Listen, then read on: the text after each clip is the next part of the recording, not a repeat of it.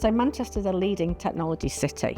And in order to sustain and maintain that status, it's really important that it has a great pipeline of people with the right skills and the right diverse skills in order to be able to stay that leader within the marketplace. In terms of what it can do going forward, there's a lot more that can be done, but there's some great initiatives already within the region. For example, we have our Women in Tech webinar, which is looking to go some way in addressing the challenges of female-founded businesses in the tech sector. And we also support the Pro Manchester Innovation Committee initiative. So we already, within the region, have a really focused, motivated group of people within schools and universities who are really interested in staying within the region and keeping their skills here. But businesses need to be able to assist with that. And one of the things that businesses can do in order to make sure that we retain as much of our talent as we can in the region is through things like internship programs, because they give people a real understanding of what it's like to work in a particular sector.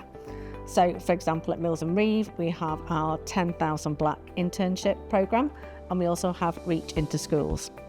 So technology businesses in particular have quite a unique challenge because they often grow really quickly, which means that they have real concerns around the skill set that they need, but also concerns around do they have the right number of people. So in terms of recruitment, it's always important to get that right at the outset.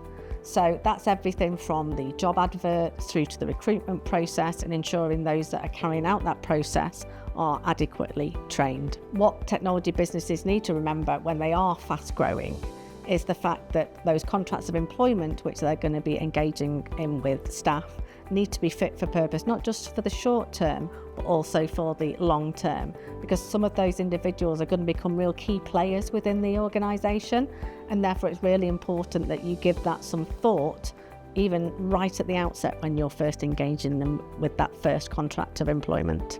So in terms of retaining staff, one of the things that we definitely find is that staff are very much interested in the values of an organisation, but also the policies and procedures that go behind that. So in particular, from an equality and diversity perspective, it's really important to have those policies in place because they provide the roadmap for businesses to then implement those policies and ensure their success.